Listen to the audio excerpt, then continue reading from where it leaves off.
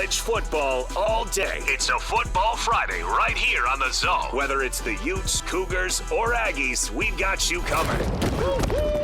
This is a Football Friday edition of JJ and Alex on 97.5, the KSL Sports Zone.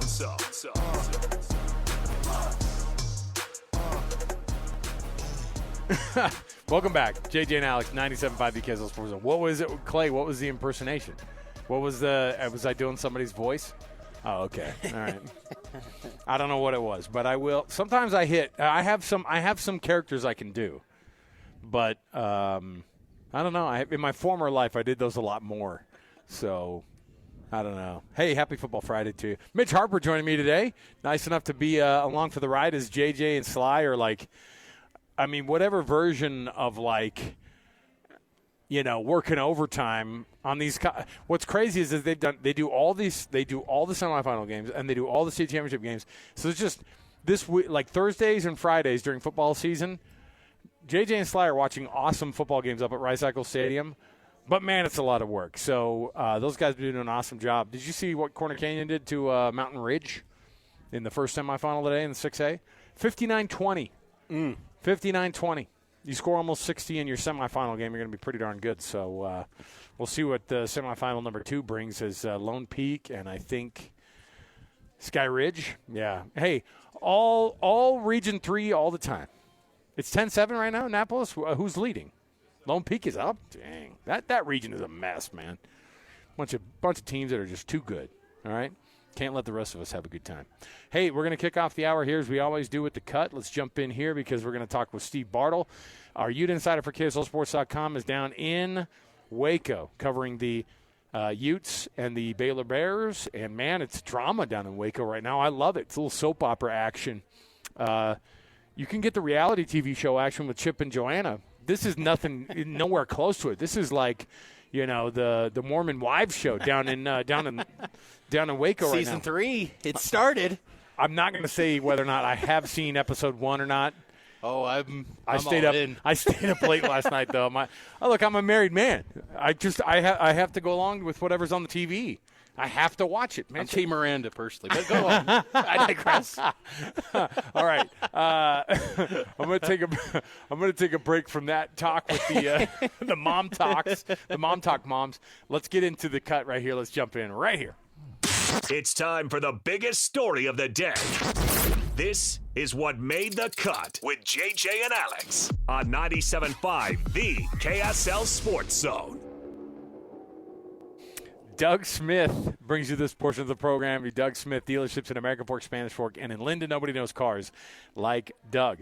Nobody knows the Utes like Steve Bartle, who's, of course, joining us right now from Waco. What's going on down in Waco, man? It's been a disaster for Baylor from a PR standpoint. Can you smell the defeat already in the air?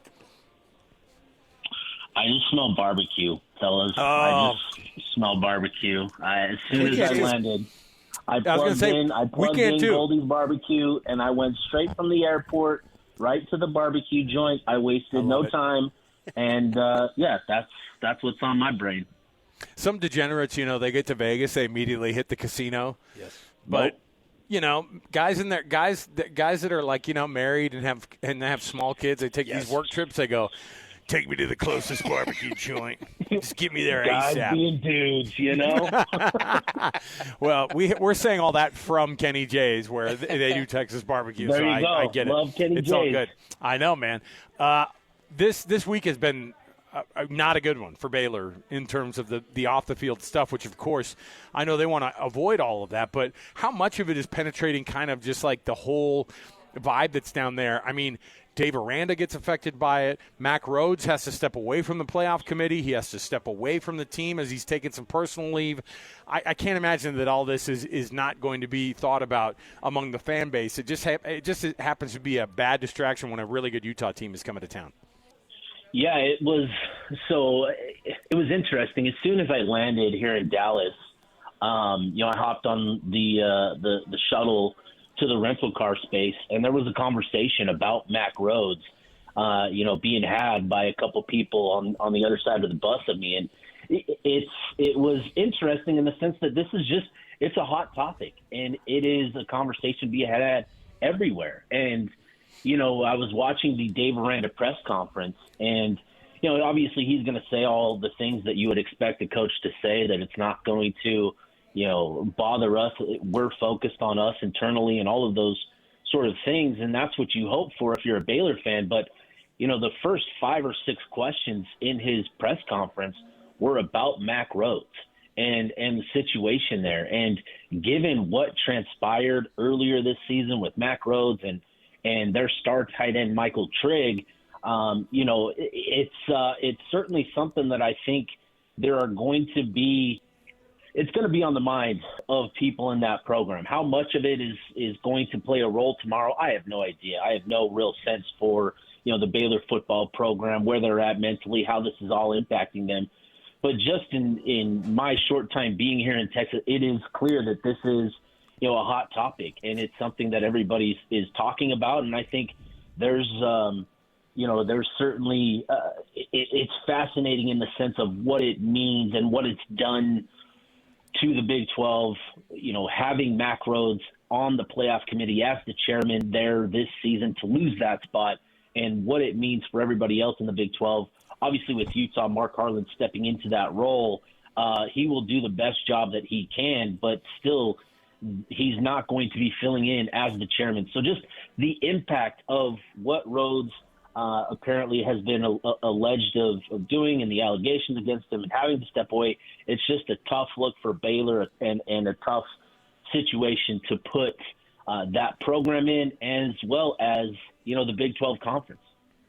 Steve, what were the biggest areas of focus during the bye week for Coach Whittingham and this Utah team, and how, coming out of the bye, what's the sense that you get that they're going to keep this momentum and high level of play going into a road game, first one in about 2 months?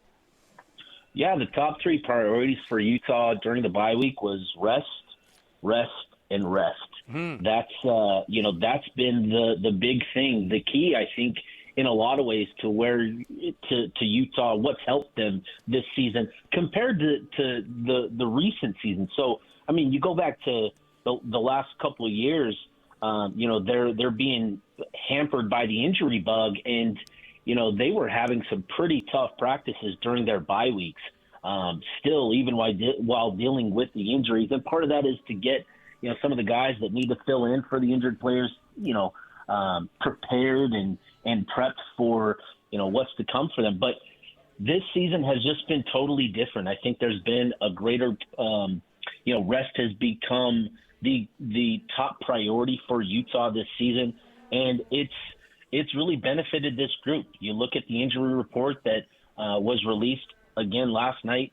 No players on the injury report, and obviously that players are dealing with bumps and bruises, but nothing significant to this point of the season is really significant for Utah. Given that they are in the final three games of the regular season, and in terms of their play, it seems like they're peaking at just the right time, and to have health on their side, this season as they start to hit their peak on the field, it's exactly the sort of combination you want, to make a run, late in the season. So that's been the big thing for Utah, is just, rest and recovery and getting guys right for these, for the final 3 games of the season. These final 3 games, everybody knows what Utah has to do, which is just win them. But it's not just that. The committee wants to see style points, and this Utah team has that ability. They've been doing that. The style points are one of the best defenses in the country, one of the best offenses in the country. What is this offense capable of? I mean, we've seen it week in and week out, but I feel like we haven't even seen the best version of this offense yet. Steve, what do you anticipate the next 3 games to look like for this Utah team? Yeah, I think just more of the same, because you look at the matchups, and, each of these 3 teams, Baylor, Kansas State, and Kansas, they're in the bottom half of the conference in rush defense. And you look at Utah, at the top of the conference and one of the top in the country in terms of rushing offenses, and you really like how Utah matches up. But, yeah, I agree, Alex, that there is another gear that seems like this offense is capable of. With Devin Dampier this season, in the big games, he's just had injuries that have impacted his ability to perform at a truly high level. Against Texas Tech and against BYU late in that fourth quarter. And that's not to take anything away from Texas Tech or BYU in those games, but it clearly, from Utah's perspective, just leaves, that wonder, right? That question of, is there another gear for this offense to get to? Can Dampier get to that next level? And I think I think you're right that's kind of where we're at. But, do they need to get to that gear against these final three teams? Not necessarily, but I think it is something that you would rather have answered at this point of the season, knowing what Dampier is truly capable of, when he's fully right and fully healthy. We haven't seen it yet, but, hopefully over the next three games, we see that at some point. And I think with these three games, style points are going to be important. And, Utah has shown that they can do that. And it doesn't need to be something where they go out of their way to put points on the board. You look at when these points came and how the scoring went. This was all done early on in the game. And so it speaks to Utah, what they're doing on both sides of the ball. They've done a really tremendous job and are peaking at just the right time. Steve, it's kind of crazy to look at both Utah and Baylor, how much maybe things have changed since the last meeting 14 months ago at Rice-Eccles Stadium. I think for Ute fans, they might look at this and think maybe, Baylor, it's going to be a defensive matchup. But a lot has changed since that last meeting in Salt Lake. What's maybe the battle that you look at that you're maybe most intrigued by, because it kind of looks like Utah's got the decisive advantage across the board here, but is there something you're looking at that kind of piques your interest that you're going to be monitoring quite a bit in this matchup?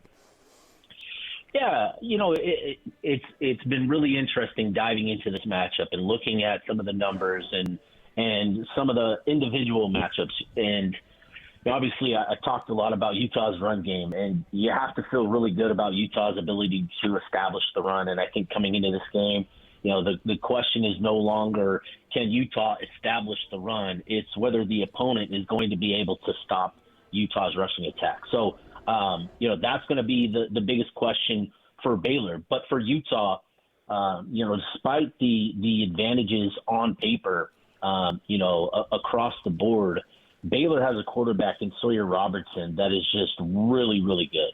And when you have a quarterback of his caliber, he gives you a puncher's chance in each and every contest, regardless of how many advantages the opponent may have.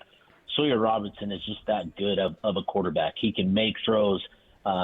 He can make elite throws. He can make elite decisions and can really overcome a lot of deficiencies on that Baylor roster. For Baylor, I'm talking about this like Utah is just far and away the better team. They've been hampered by injuries. They've lost guys, and that's sort of what led to what this season has been for Baylor. So it's not to discredit them or anything like that.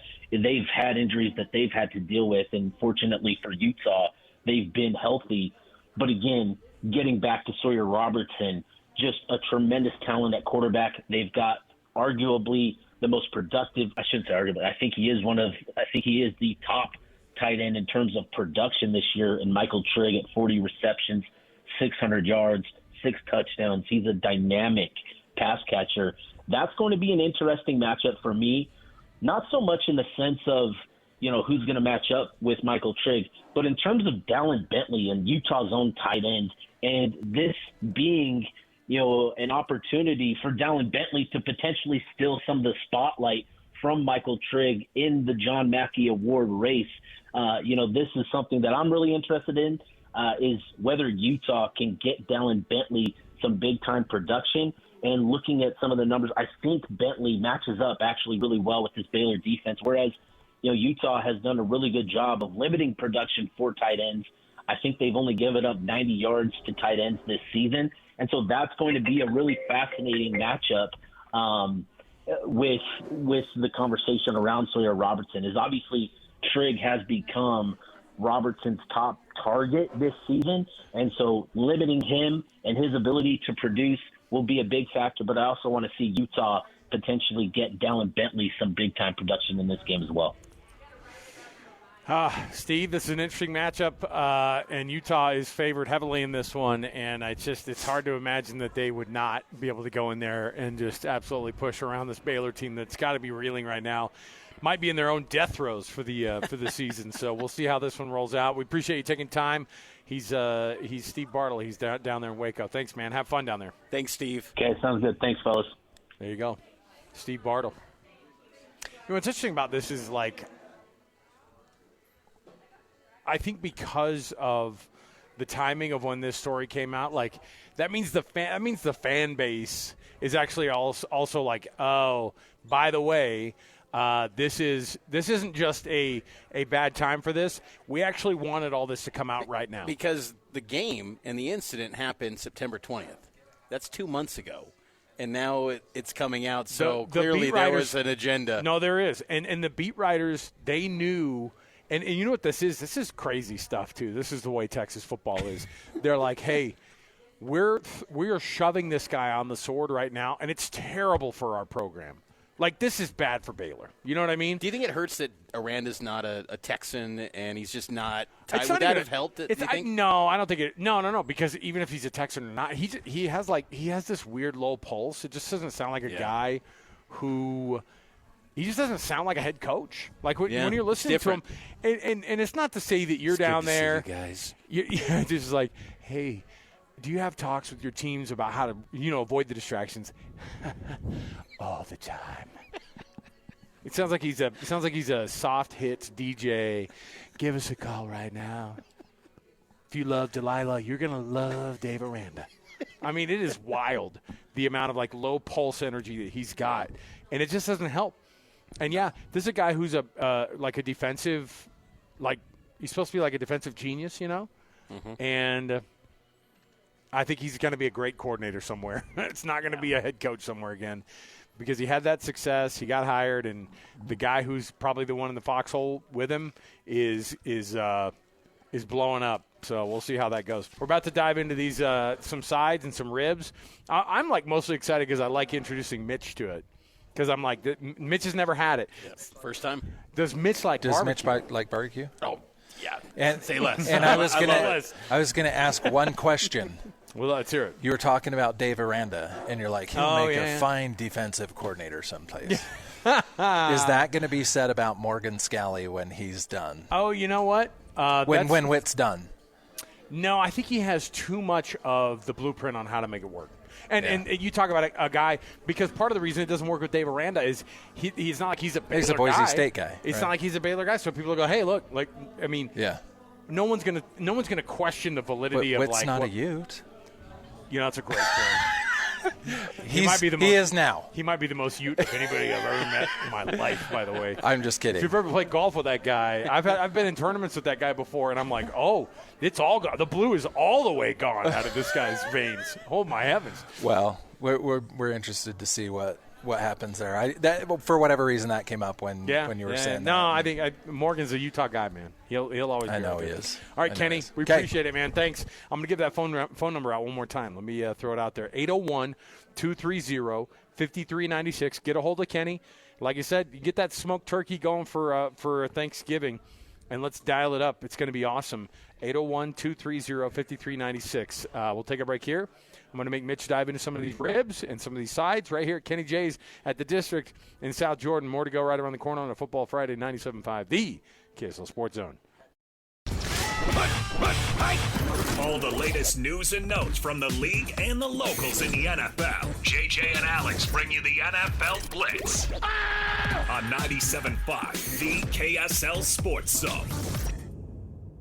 It's the NFL Blitz. You know what that music means on a Football Friday? Yeah, we talk Football Friday. We talk Sunday football on your Football Friday as well. Nominate the Youth Sports Volunteer that you know for the Hercules Hero of the Week program. What do you have to do? You just go to KSLSports.com/contests, and then you go on there and make that nomination for somebody who is an awesome youth sports volunteer in your neck of the woods. And then they win a prize, courtesy of the folks at Hercules First Federal Credit Union and Beehive Meals, who bring you the amazing Hercules Hero of the Week program. First of all, dog of a freaking game last night in Thursday Night Football. I guess you could say it's a dog of a game. future MVP of the league, Drake May, showing up. I mean, it's hard. It's hard not to notice that the guy is playing like kind of out of his mind. And credit to Mike Vrabel, the head coach of the Pats too, who's just he's got his team rolling, man. And he's got like a culture thing that he's got turned on, that he's flipped the switch on there too.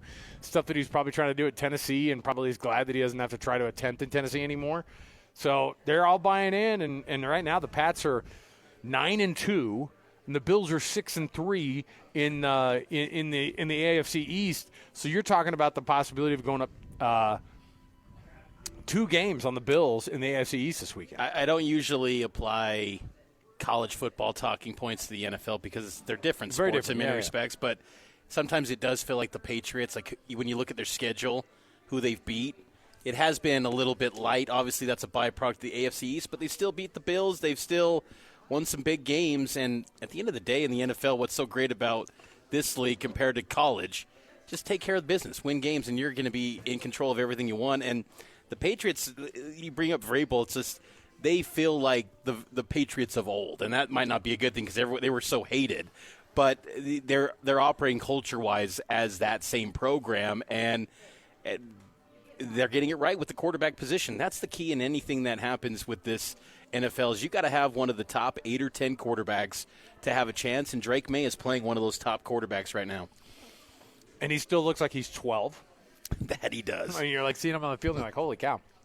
Man, they have some weapons. They have good defense, and I don't know what they were wearing last night. It looked like they were, I know it was like Nike, like rival. What do they have? What do they call them? Like the rival jerseys.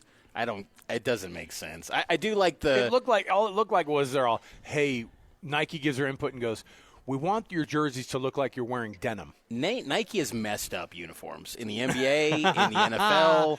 Kind of at the college game level, too. They've kind of hurt the identity of these teams where maybe it's just as I get older, I'm like, just stick with some of the key looks of these teams and don't go completely away from their identity. This NE for New England, like that's not the Patriots. Like, what are you doing? But when they do roll out, when they have the Seahawks wearing the old school Steve Largent green with the totem Seahawk on the helmets, like the silver helmets. That's just magical. Phenomenal looking. I mean, like, honestly, I could watch a Broncos-Seahawks matchup with them in the orange crush and them in the Seahawks in the old just stunning. The full blue. Yeah, back when they were both in the AFC West. Like, I'll watch those uniforms all day. I'll buy them all day, too. Okay, next up here on our NFL Blitz. In terms of big games for the weekend, lots going on here. Of course, the biggest ones are Lions at Eagles. That feels like the potential of being an NFC championship type game. Or look even further west to my Seahawks and Alex Napolis's L.A. Rams, who are firing off 2 heavyweights in the NFC West. Can you believe that these 2 teams are even heavyweights in the NFC West right now? It's shocking. We speak about jerseys. The Rams are going to have, I believe, their blackout midnight jerseys. Those look good, actually. I will say the black Rams jerseys, those are sharp, but yeah, that's going to be a huge game this weekend. And, the Rams, too, I think with, Puka Nacua, he continues to be a star in the NFL. It's been fun to see his rise. I think that's going to be one heck of a game. And Lions-Eagles, I think, on Sunday Night Football on KSL 5 TV, that game will be – I think that's going to probably be the NFC championship game potentially. The NFC – or the Sunday Night Football games, you think about that matchup compared to, like, your Thursday night games – when like my kids go, hey, Dad, who's playing in Thursday night game tonight? They know now that you just don't even ask. You just go, okay, I guess we'll watch some football because it's the only thing that's on. Like, those are such garbage games. And then you have Sunday Night Football on KSL on Sunday nights, and you go, give me the best game possible. Lions at Eagles. Doesn't get much better than that. Lions at Eagles, who wins that football game, though? That's the question. I'm going to go with the Lions. I think Detroit gets it done on the road and takes down the Eagles. What about you? Goff is – I like Jared Goff. I used to not like him. I like him. I like him in Detroit. I like Dan Campbell. I like the idea that the Lions, who've just been absolute crap as a franchise as we grew up, and just in the past, like, I don't know how long, the last like 5 seasons have been like really when they're. I mean, there's a team that just never goes that far, and they still haven't been able to turn that corner. I wonder if they're going to be able to do it, but I would love to see them win. The Eagles, again. They hadn't won a Super Bowl in 50 years, and now they've won 2 out of the last 5. And so I like them. I like these two teams. It's fun to watch them. So I hope the Lions win, though. I want to see that one happen at Philly's place too. That'd be kind of fun. What's going to happen with Hendrickson, the edge rusher for the Bengals? He's going to be out versus Steelers, but what's going to be the future of that guy? Like, don't you feel like he's – I mean, I know that they extended him or whatever, but it just feels like such a disaster of a place. I don't know what's going on. I don't know what's going on in Cincinnati, but they don't have things right. They got to figure it out. And I don't know if firing, Zach Taylor's going to get it done for you either, because I think he's a really good coach, and we just fire guys in the NFL, well, really at any level now. But I don't know. The Bengals just seem like a team that are underperforming constantly, and if Joe Burrow's not playing, no one cares about him. That's so true. And, with Hendrickson, that future for him, gosh, he's so good. And I just feel like you want to see him at a different franchise, to thrive and really take off and be the star that he is. But Cincinnati continues to be a mess. Without Joe Burrow, to your point, they have no future. I mean, their future rests on the arm of Joe Burrow, and when he's not there, it's a disaster in Cincinnati, as it pretty much has always been, outside of some years with Carson Palmer. I mean, that franchise has always been a mess since the days of Boomer Esiason. So I think Hendrickson, though, I eventually want to see him out of Cincinnati and somewhere else to really take off with his career. Maybe send him down to maybe send him down to New Orleans. Although I don't know, Kellen Moore, it's not like he's doing a bad job. He just inherited some real garbage down there. But we'll see. Saints fans are asking for their GM to be fired, but that's not going to get anything done either. All right, we'll take a break. We'll come back. We've got more around the corner. I've got a top 10 here for you. A Football Friday edition of our top 10. We'll get you ready also next hour. Talk more about the matchups across the board here. You've got Utah State taking on UNLV, going down to Las Vegas. See if Bronco can get his guys bowl eligible this weekend. If it's not this weekend, and then it starts to get a little bit thin, and you start wondering, when can they pull this thing off? But, man, massive win for them last week against Nevada. Up 41-0 at the half. Not a bad way to get things started there. So we'll talk about Utah, of course, taking on Baylor, and BYU taking on TCU. More to go. Stay with us, 97.5, the KSL Sports Zone. All college football, all day. It's a Football Friday right here on the Zone. Whether it's the Utes, Cougars, or Aggies, we've got you covered. This is a Football Friday edition of JJ and Alex on 97.5, the KSL Sports Zone.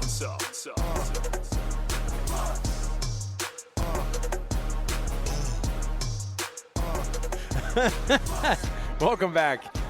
We're at Kenny J's here in South Jordan over at the District. Do you notice, Mitch, every time they open the door to kind of get going and out, that smoke hits you hard, man. That is, and I'll tell you too, and Kenny will explain it, but the wood is even imported out of Central Texas as well. Kenny, will you help us understand then what's going on with the wood? Where you get your wood?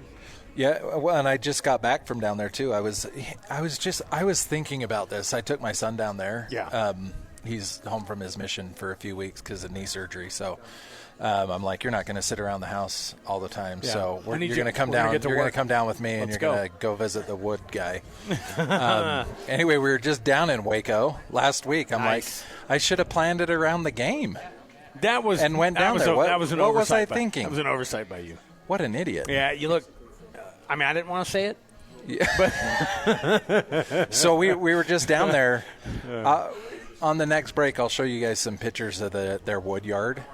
But I mean, like you go through and you handpick. Like, it's not just like, hey, I got some wood over here from just wherever. It makes a difference. You can smell the difference. And what is the difference? So what they do is they put piles out, and then the piles, just as it sits in the sun, they lose the moisture, right? And so people that are owning barbecue shops and stuff like that are smoking with wood, hardwood, they want a certain moisture content within it, right? And so these are all at just different levels of moisture.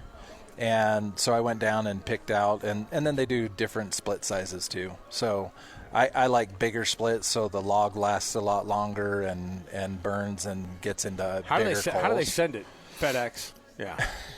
They send it on a big truck, a 53-foot trailer. Big semi. And they just It pulls up to the front of my house. It's crazy. That's my hilarious. neighbors are like, "What the hell is going on?" It's my wood delivery. Get out of my face. And I'm in my forklift. I open the garage. I get my forklift out and go up to the back of the truck. And then we have kind of one of those pallet jacks. Yeah. We have a pallet jack, and so we bring them to the back of the truck, and then I get the forklift and I drive it around. That's awesome. So they're usually there for about an hour. See, this is not some rinky-dink operation here.